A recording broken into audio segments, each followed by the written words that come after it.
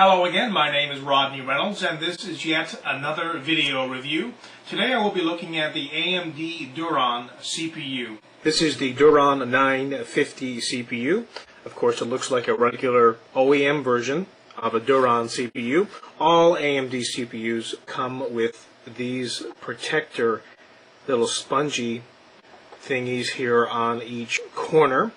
I will be showing you in this video how to do the pencil trick so you can adjust the multiplier. I'll also be showing you how to put on a non-conductive shim and as well mounting this into your motherboard. Here are a few things you're going to need to get this Duron overclocked and possibly where you want it to be overclocked too, hopefully. The tip of this is, of course, a pencil, not a pen. And no matter what pencil you are using, make sure the tip is nice and pointed as well. Make sure it's an HB. Nothing that is very hard in that pencil. You do not want to be tearing things off on that CPU. To do this, I recommend having some kind of magnifying glass while you're doing this, just to ensure that you're not going beyond that particular bridge which you need to cross. Of course, you're going to need some Arctic silver, some kind of thermal compound, as well a non-conductive shim. And I certainly recommend getting a non-conductive shim, not a copper shim. If you do cross it in the wrong way, for instance, put it on the wrong way and you short something, and it will short. It's been known to short. I recommend that. It's the reason I recommend a non-conductive shim. So let's go through the pencil trick right now. So this is the bridge that's in concern here. I'll just show you with the pencil. You want to be shorting this one right here. And I will do that now with the magnifying glass. So here you have the whole L1 area is completely penciled in. You can see that each bridge is separate. It's separately penciled. Here, here, here, and here. And you want to do this again with a magnifying glass just to be safe. And when all these are done, and do this fairly firmly as well to ensure that will work. And once this is done, of course, install the CPU.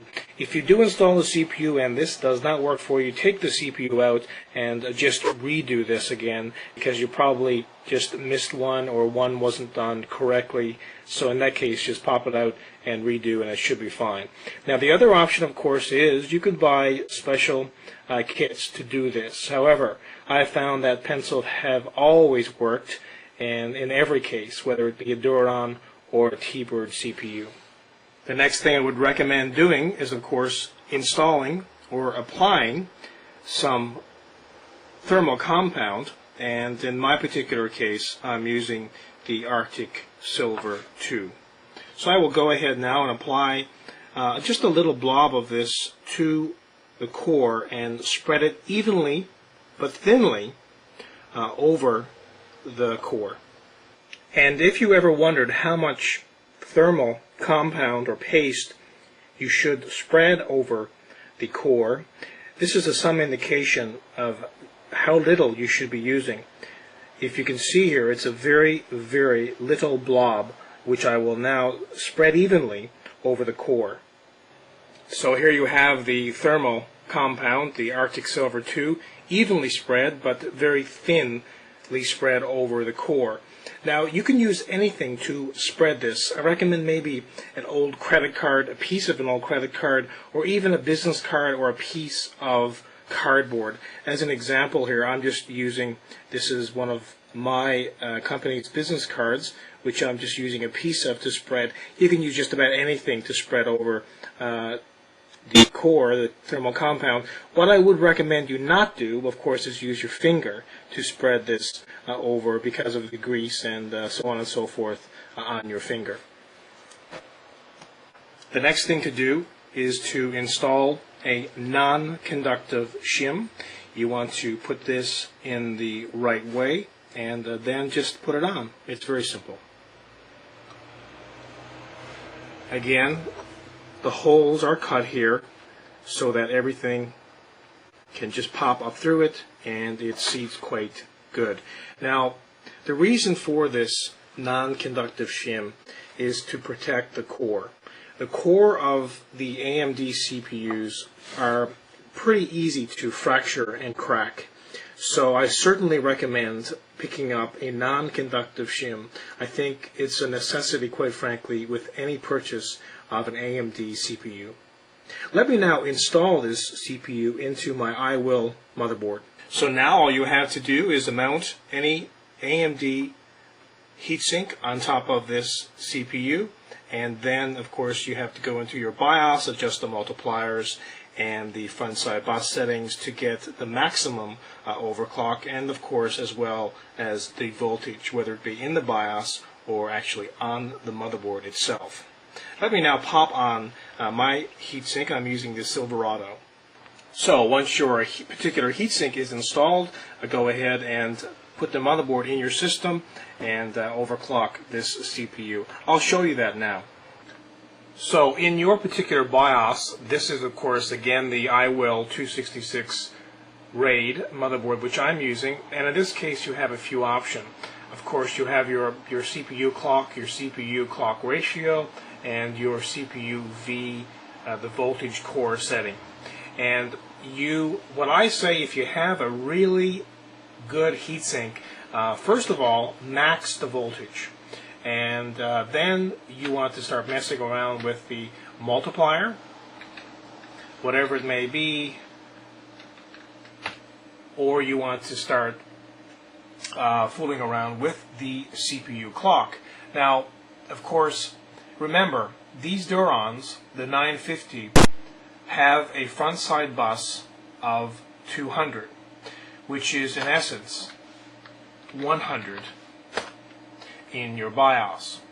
So to go over this would mean multiplying this by 2. As an example, if I put this at 130, the front side bus would be in essence at 260. So it's twice. It's twice the amount of what you set it to in the BIOS. So keeping that in mind, and keeping in mind that the Duron 950 has a front side bus of 200, again that is 100 in essence, you basically go step by step and increase this incrementally, reboot, try it again, go a little higher, one by one, and until you get it where you want to. Until you get the sweet spot, a certain voltage, a certain clock ratio, and a certain CPU clock. Once you have all that great and set up and fairly stable, go into your operating system. I recommend getting a program called Prime, Prime 95, and what that program does, of course, is max your CPU out. So if it's going to fail, Prime 95 would fail.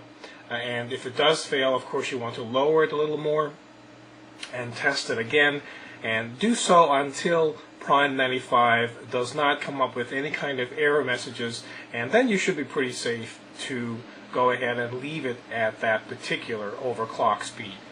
Overall, this is another fantastic product by AMD, the Duron 950. I got this chip to 1150, that's 1150 megahertz, that's a 200 megahertz overclock on this particular CPU. Like most AMD Duron CPUs, they are extremely overclockable. You're going to get on average around 200 plus megahertz overclockability out of most of these Durons. Bang for the buck, this is the best CPU on the planet currently. There's, hands down, there's nothing else that would touch this. Bang for the buck. Value versus performance, overclockability, it's amazing. And remember, I am only using a pretty standard cooler, a regular cooler with a fan on top and an aluminum block. So nothing real fancy there. If you get into Peltier's and water cooling, of course you're going to get more out of this CPU than that, and of course other Durons as well you would if you were to go to extreme cooling methods. But again,